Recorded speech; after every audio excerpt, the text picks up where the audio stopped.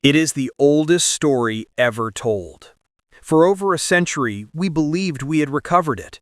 The Epic of Gilgamesh, the masterpiece of Babylonian literature, celebrated as the dawn of human storytelling. But what if it isn't a story? What if it's a warning? When fragments of the epic were first pieced together, historians saw the birth of literature. But one of the world's leading Assyriologists, Andrew George, suggested it was something far more unsettling. He described it as humanity reopening a door that ancient civilizations had sealed for a reason. Because buried within the clay were not just myths, they were schematics, detailed accounts of creation, destruction, and the limits hard-coded into human existence. To George, the epic was not humanity's first story, it was our first autopsy, the unearthing of a truth that was never meant to be found. The mystery begins in 1849, beneath the sands of modern-day Iraq. British explorer Austen Henry Layard, searching the ruins of Nineveh, the ancient capital of Assyria, struck something solid. His team had discovered the legendary Library of Ashurbanipal.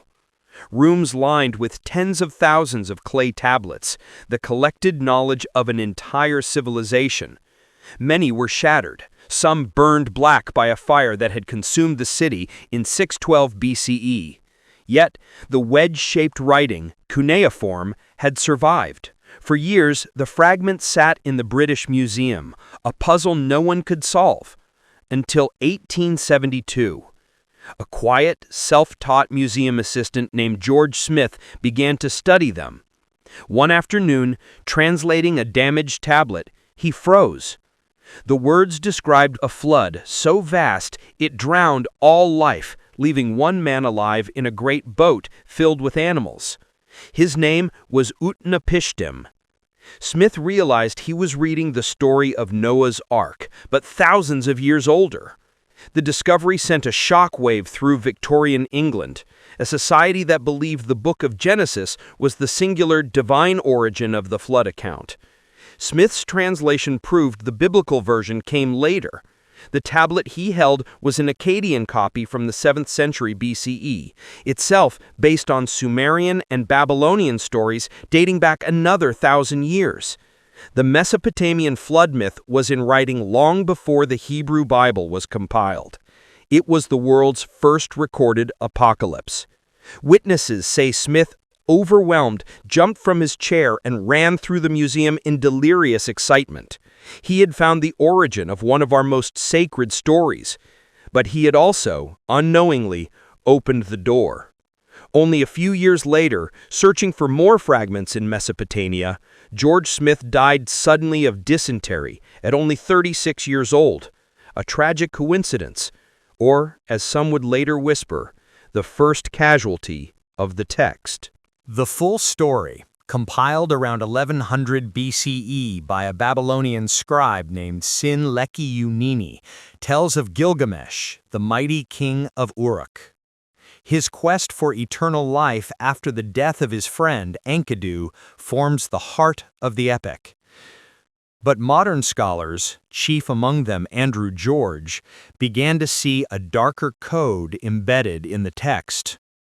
The prologue doesn't begin with creation. It begins with Gilgamesh already alive, partly divine, ruling a world that simply is.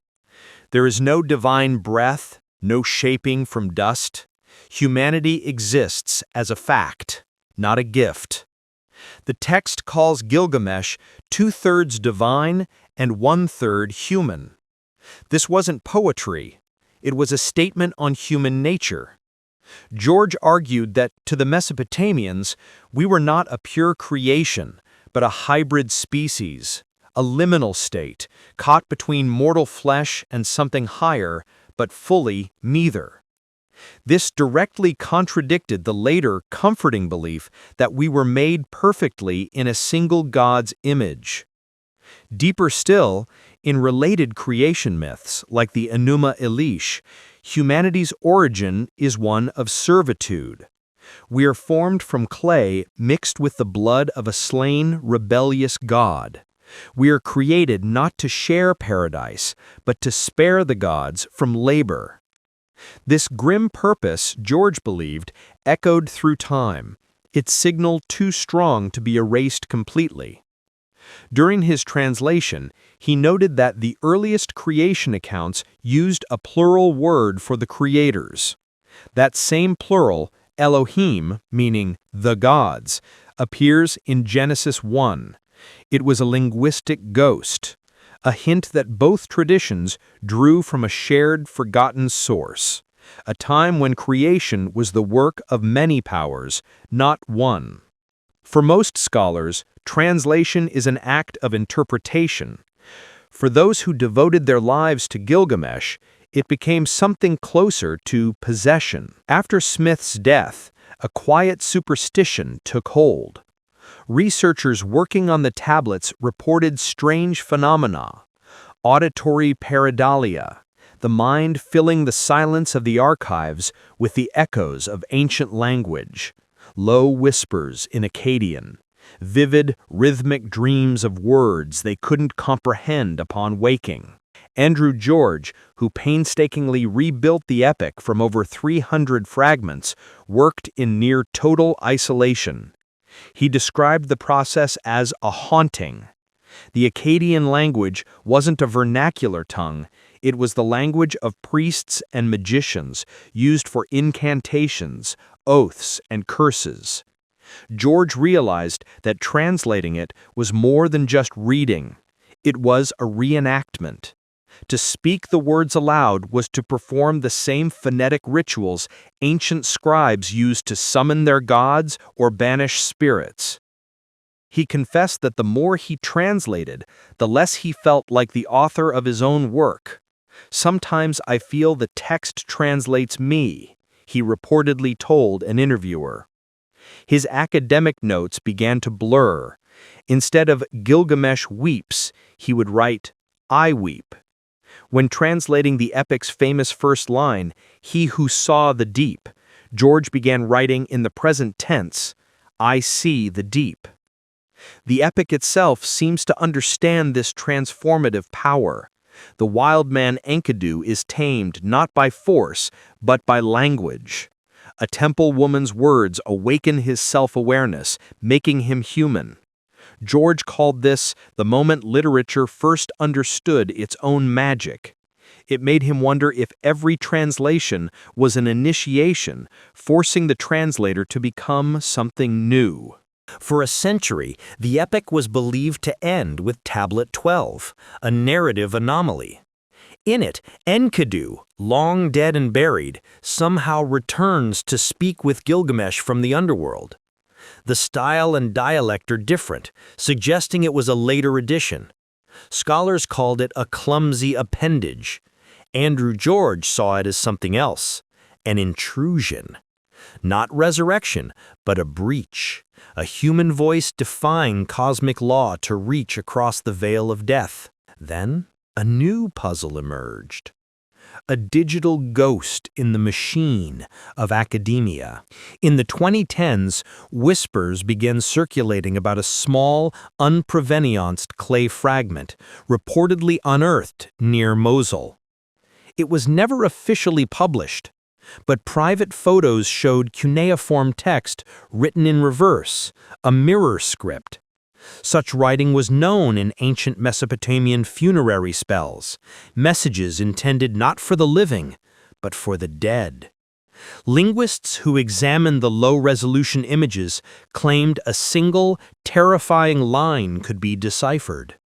"He who reads awakens what sleeps." The rumored 13th tablet didn't continue the story. It seemed to be a warning about the act of reading itself. George publicly remained skeptical, yet privately he was said to be deeply troubled. Some texts, he believed, were not written to be read. They were written to be obeyed. If Tablet 12 was a story about breaking the barrier between life and death, the rumored 13th tablet was the instruction manual. A ritual hidden in plain sight. And if its instructions were not meant for us, the question it posed was terrifying. What happens when the living read what was written for the dead? This brings us to the final, chilling conclusion Andrew George drew from his life's work, a thesis he began to share with an urgent, quiet plea. Before I die, please listen. He argued that the epic's true theme is not the fear of death, but the function of death. The gods in the story are not benevolent. After a sacrifice, the text says, they gathered like flies over the offering, drawn to the sweet smoke.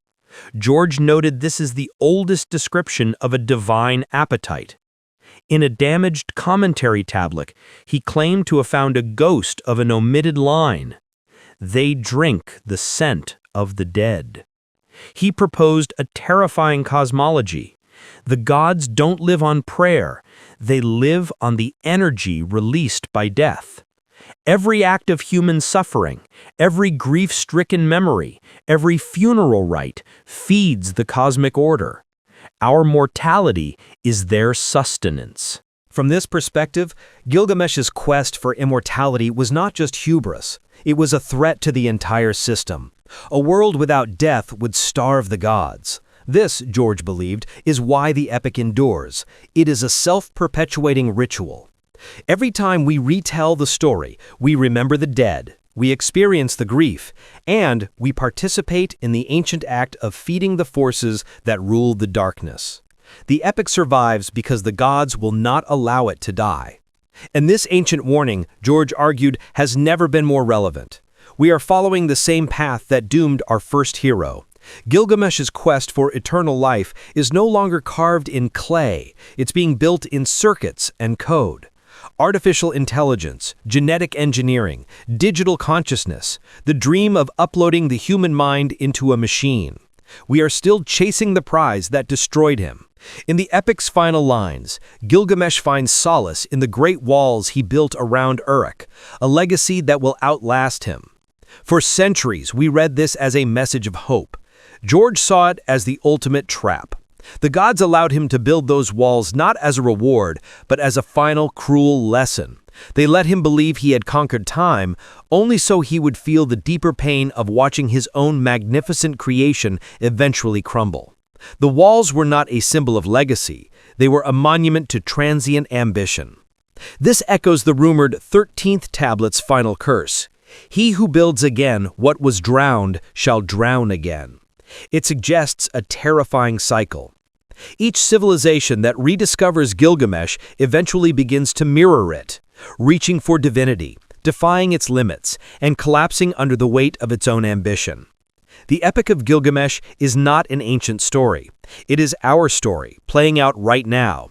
We seek to escape our limits through technology, to build digital versions of ourselves that never fade, to be remembered forever. George's final message was clear. This obsession blinds us to the one truth the ancients understood. Meaning only exists because time runs out. The curse of Gilgamesh is that we never learn. His search for immortality is our own, and it is still happening.